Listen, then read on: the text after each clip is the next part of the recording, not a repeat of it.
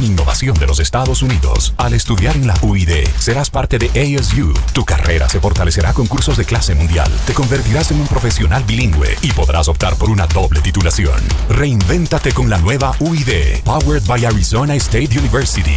Quito, Guayaquil y Loja. Más información, www.uid.edu.es. La rebelión eléctrica llegó a Ecuador. Descubre el nuevo Nissan X-Trail e-Power, un vehículo eléctrico que no necesita conectarse para recargar. Agenda tu test drive en los concesionarios Nissan a nivel nacional.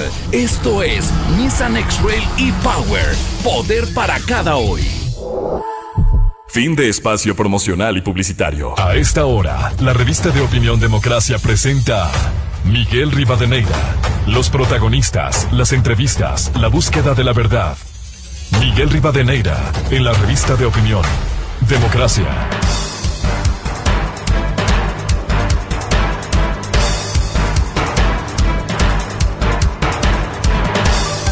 8:41 minutos en el territorio continental ecuatoriano, buscando la verdad en la revista de Opinión Democracia. Queremos dar la bienvenida al ministro de Economía y Finanzas, Pablo Arosemena. Lo invitamos a un diálogo.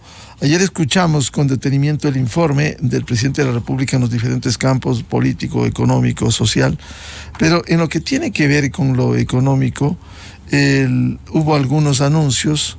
¿Cómo se piensa enfrentar y manejar la economía en estos 6 meses que le quedaría al gobierno si no va a la reelección el presidente Lasso, en donde incluso hemos escuchado, habrá que tratar de hacer en 6 meses los planes que se tenía en los 2 años que le quedaban al gobierno?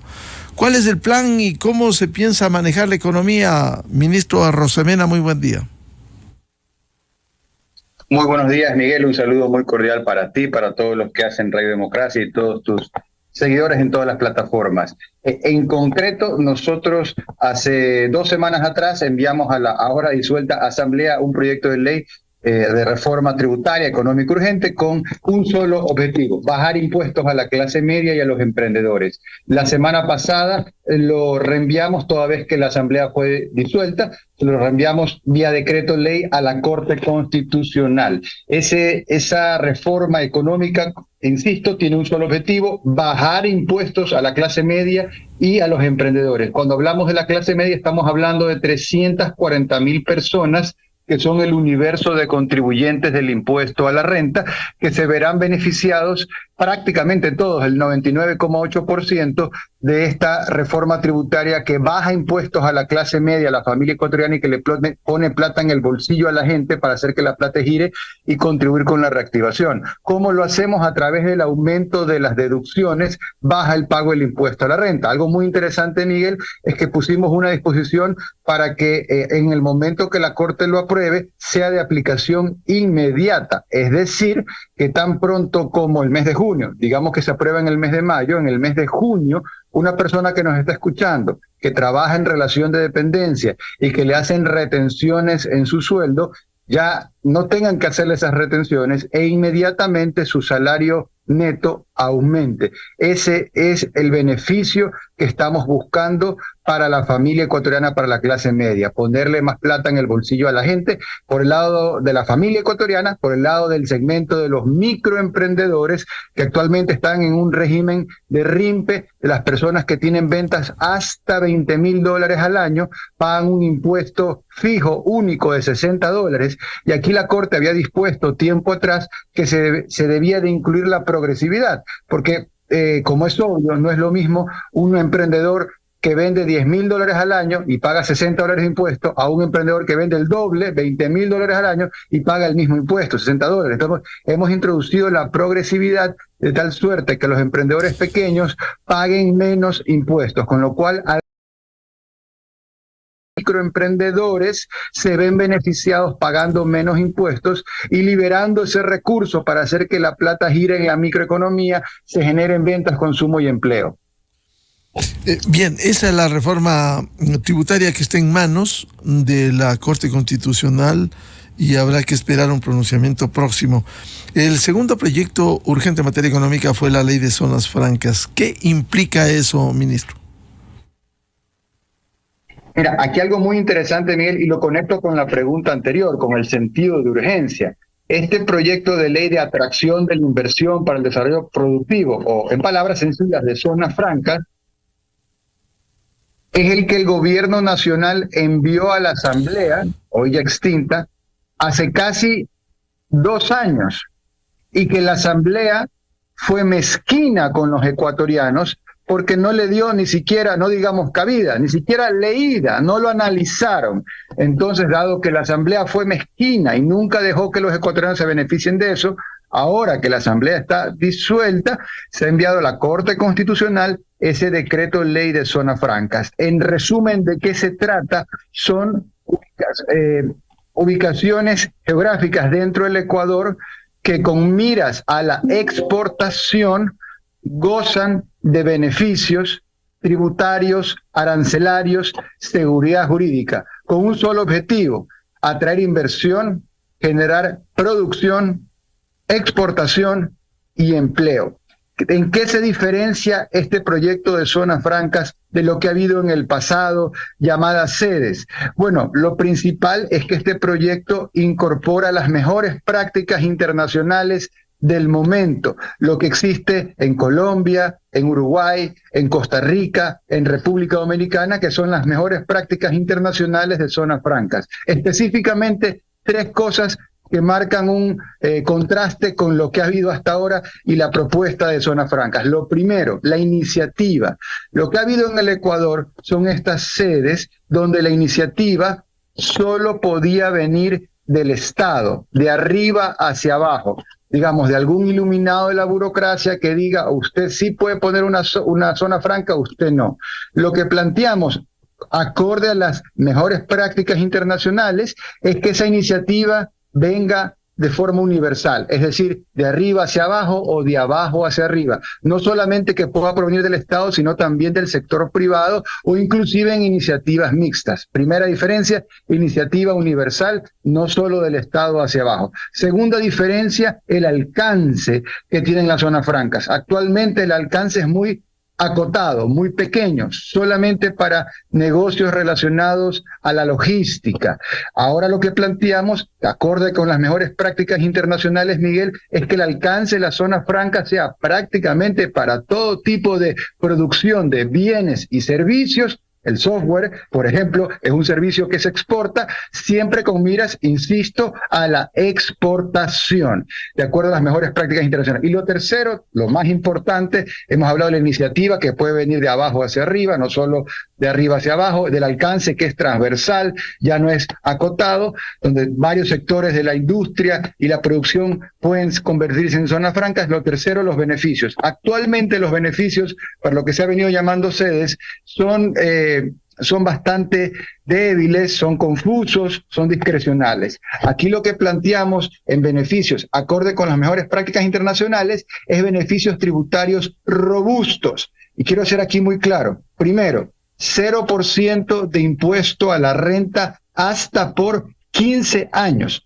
0% impuesto a la renta hasta por 15 años. Y después de esos 15 años, una rebaja de 10 puntos en el impuesto a la renta, en vez de 25, 15, mientras dure la zona franca. Digamos que dura 20 años, 50 años, 100 años, todo ese tiempo ya no va a tener esos 10 puntos de impuesto a la renta. Entonces, 0 impuesto a la renta en los primeros hasta 15 años y de ahí en adelante 10 puntos de rebaja, primera cosa. Y segunda cosa, todos los impuestos, todos los tributos del comercio exterior, ISD, IVA, ICE, aranceles, eliminados. Recordemos que el objetivo de la zona franca es generar exportación, producción y empleo. Eso en el caso de zonas francas. ¿Qué otros proyectos urgentes en materia económica tiene previsto el gobierno enviar a la Corte Constitucional en esta dinámica transitoria, que será la que analice y dé el visto bueno para su vigencia, ministro?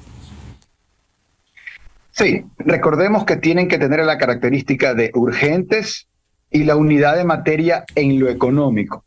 Y en la línea de lo que el gobierno liderado por el presidente Guillermo Lasso ha venido planteando desde el día 1. Entonces, por eso yo hago énfasis en que en este proyecto de ley de zonas francas va en la línea de lo que habíamos enviado 2 años atrás. Entonces, ahora el Ecuador se va a beneficiar de algo que no se pudo beneficiar hace 2 años por una asamblea mezquina que no quiso ni siquiera leer el proyecto de ley. Así fue el bloqueo de esa asamblea que pasó para la vergüenza de la historia. En todo caso, ahora se tiene esta ley de zonas francas ya enviada, se tiene una reforma tributaria que baja impuestos ya enviada. Recordemos que 2 años atrás, cuando se envió la ley económica del gobierno, estaba el tema de las zonas francas, que ahora le hemos enviado, pero también habían 2 temas más, que son los que vienen a continuación. Decreto ley para el mercado de valores, el mercado de capitales, para fortalecerlo, para generar más inversión, más producción, más empleo, y obviamente esto se lo hace trabajando con las personas, con los emprendedores, con el sector del mercado de valores, que es un sector muy importante de la economía ecuatoriana, por un lado. Y por otro lado también está un decreto ley de inversiones, que también quedó como un rezago de lo que se envió hace 2 años y que, como decíamos, la Asamblea en su mezquindad ni siquiera quiso leer. A la final no tenían la capacidad, no lo sabemos. En todo caso, hoy la oportunidad es, hemos enviado lo que había quedado pendiente, bajamos impuestos a la clase media, bajamos impuestos a los emprendedores, generamos una zona franca para atraer inversión, exportación, empleo, y como te digo, en fila tenemos estos 3 temas más: mercado de valores, inversiones, entre otros temas, pero lo importante es que se vayan aprobando para beneficio de todos los ecuatorianos. Hay 2 temas fundamentales que también la Asamblea fue esquiva, de manera irresponsable, y no quiso abordar. Reforma laboral y reforma al Seguro Social, que está pendiente desde hace muchos años. ¿Esos 2 temas delicados no serán abordados por el concepto de la urgencia en materia económica? Correcto. En este punto del camino eso no está, digamos, en línea de las siguientes cosas por las razones que tú indicas. Recordemos que años atrás, de nuevo nos vamos 2 años atrás en el arranque del gobierno, el gobierno fue muy proactivo enviando proyectos de ley en línea de lo que planteas para generar más empleo, pero tuvimos una asamblea que la padecimos todos los ecuatorianos, que se puso de espaldas al futuro de Ecuador, y por eso no le dieron viabilidad a legislación que permita generar más empleo. En este punto del camino tenemos que enviar proyectos, decretos ley que cumplan con esas 2 características, urgentes y con unidad de materia en lo económico. Por eso la línea muy clara que estamos siguiendo, enviando lo que el canal constitucional y legal nos permite enviar. Evidentemente al Ecuador le faltan muchísimas reformas como las que planteas y muchas más, prueba de que tuvimos una asamblea que no se dedicó a generar beneficios para la familia ecuatoriana, no era la asamblea del bizcocho, se pusieron a legislar de que había que tener el día del bizcocho en vez de realmente facilitarle la vida a la gente para que cada uno pueda generarse su propio bizcocho y su propio bienestar. En todo caso, lo que tenemos es lo urgente en lo económico: bajar impuestos a la clase media, bajar impuestos a los emprendedores, hacer que la plata gire, continuar en el camino de la reactivación. Recordemos, Miguel, que el año pasado, a pesar de las enormes dificultades del Ecuador el año pasado, en lo económico tuvimos un nivel de ventas, y hablo de ventas porque ese es el pulso de la microeconomía. Las ventas superaron los 226.000 millones de dólares, 226.000 millones de dólares. Descontando el efecto de inflación, superamos largo el 2019, por un lado. Por otro lado, en este año 2023, en el primer trimestre, enero, febrero, marzo,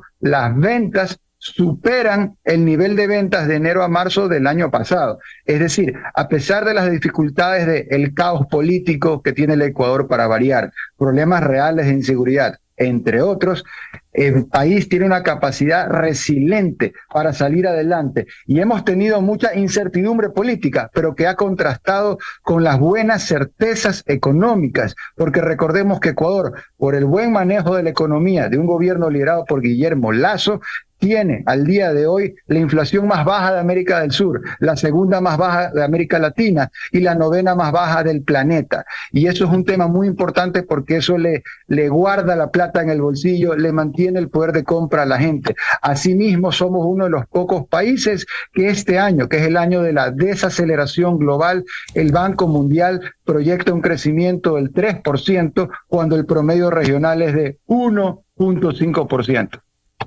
Ahora, en el tema de ejecución de obras, ministro, ¿cómo va a fluir las inversiones? Hablemos temas tan importantes como la seguridad ciudadana, temas salud, educación, la obra pública. ¿Cómo se está planificando esta ejecución? En lo que corresponde a la cartera de Economía y Finanzas, garantizando que el 100% de los recursos presupuestados ya han sido asignados a cada una de las distintas carteras de Estado conforme la evolución mes a mes en este año. Así que ese es el rol que nos corresponde y que cumpliendo la disposición del presidente lo hemos cumplido a cabalidad. Recordemos que el orden de las finanzas públicas, el orden fiscal, es lo que nos ha permitido tener un alivio social. Ahora, quiero ser muy claro, el orden fiscal no es un producto terminado, es un proceso permanente.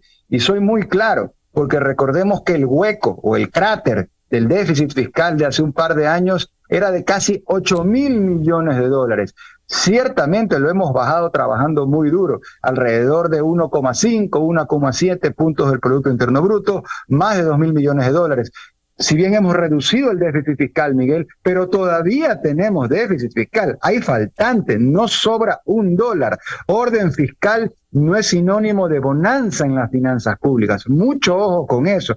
Ahora, es este gobierno responsable el que no solamente bajó el nivel del déficit fiscal, sino que bajamos las necesidades de financiamiento y bajamos el endeudamiento también, del 61% del PIB a 55% del PIB este año. ¿Y cómo lo hemos hecho? Si quiero destacar dos cosas, si me lo permites. Número uno, el año pasado hicimos una renegociación histórica. Bajamos la deuda con China, bajamos la tasa de interés, aumentamos los plazos, liberamos el petróleo que estaba atado garantizado, hoy se vende a precios de mercado y generó un beneficio el año pasado de 1.400 millones de dólares en flujo de caja. Hicimos esa renegociación de deuda exitosa. Y número dos, hace 12, 14 días, el Ecuador conoció que este gobierno liderado por Guillermo Lasso había realizado el canje de deuda por conservación más grande de la historia del Ecuador y de la humanidad. Y Miguel, eso fue portada internacional, desde el New York Times en Estados Unidos hasta el periódico Granma en Cuba, resaltaron la noticia positiva de que el Ecuador, por un lado, logró canjear bonos de deuda, digamos que se cotizaban a $1 por 40 centavos, se ahorró 1.000 millones de dólares en deuda pública, y sin poner $1 del erario público, y por otro lado destinamos 400 millones de dólares para la conservación de la Reserva Hermandad en Galápagos. Ahora, el país está abocado a este proceso electoral que ha sido convocado este miércoles y ya veremos tanta demagogia, tanta oferta de ofrecimientos sobre la base de una economía que debiera manejarse en la nueva administración, sea quien sea, de manera austera y seria. ¿Cuánto le preocupa al ministro de Finanzas en este periodo que aparezcan esas ofertas demagógicas incumplibles que siempre en las campañas se producen? Creo que es la oportunidad para los ecuatorianos para poder filtrar la demagogia de la responsabilidad, ¿no? La locura de la sensatez, el populismo económico de la seriedad que requiere el manejo de las finanzas públicas. Aquí estamos siendo muy claros. Ha habido un manejo ordenado, prudente, ha habido una estrategia muy clara donde hemos bajado impuestos y aumentado la recaudación. Y yo quiero ser claro, yo entré al Ministerio de Economía y Finanzas en julio del 2022 y desde julio a la fecha, como una flecha, ha habido una sola línea. Bajamos el impuesto de salida de divisas el año pasado, del 5 al 4% aumentó la recaudación. Este año arrancamos el año bajándolo a 3.75. En julio lo bajaremos a 3.50 y en diciembre al 2%. Recordemos que populistas que perdieron las elecciones hace un par de años hablaban de subir el impuesto a la salida de divisas al 27%. Esa fue la propuesta que fracasó. Nosotros hemos cumplido, hemos bajado el impuesto a la salida de divisas. Arrancando este año bajamos el ICE, impuestos a consumos especiales para una decena de productos de consumo masivo que se venden en decenas de miles de tiendas de barrio, generando más consumo, ventas y también producción y empleo. También hemos bajado el IVA en feriados, hemos bajado aranceles, hemos bajado tasas turísticas como Ecuador Potencia y Ecodelta para facilitar el comercio en el turismo. Estamos también bajando ahora el impuesto a la renta a la clase media y el impuesto a los microemprendedores. Entonces, una sola línea, bajamos impuestos y aumentamos la recaudación. Eso es lo que el país necesitaba y sigue necesitando, y eso es lo que vamos a estar haciendo bajo el liderazgo del presidente Guillermo Lasso. Es decir, gastos extraordinarios adicionales a lo presupuestado no habrá en este periodo, ministro. Nosotros tenemos un presupuesto muy bien armado, donde cada uno de los gastos tiene un financiamiento, parte local, parte internacional, y vamos a seguir trabajando en esa línea. E inclusive, Miguel, hemos activado, siendo proactivos, líneas de crédito contingentes por eventuales desastres naturales, específicamente 60 millones de dólares con el BID y 190 millones de dólares con el Banco Mundial, alrededor de 250 millones de dólares de cara a un fenómeno del Niño que prácticamente es el consenso de los expertos que puede complicarse, y hay que adelantarse con recursos por un lado y con gestión por otro lado. Lo que corresponde al Ministerio de Economía y Finanzas, siguiendo la exposición del presidente, hemos estado activando esas líneas de crédito contingente. Y aquí vale la pena resaltar, Miguel, y tú recordarás bien que en años pasados, administraciones de gobiernos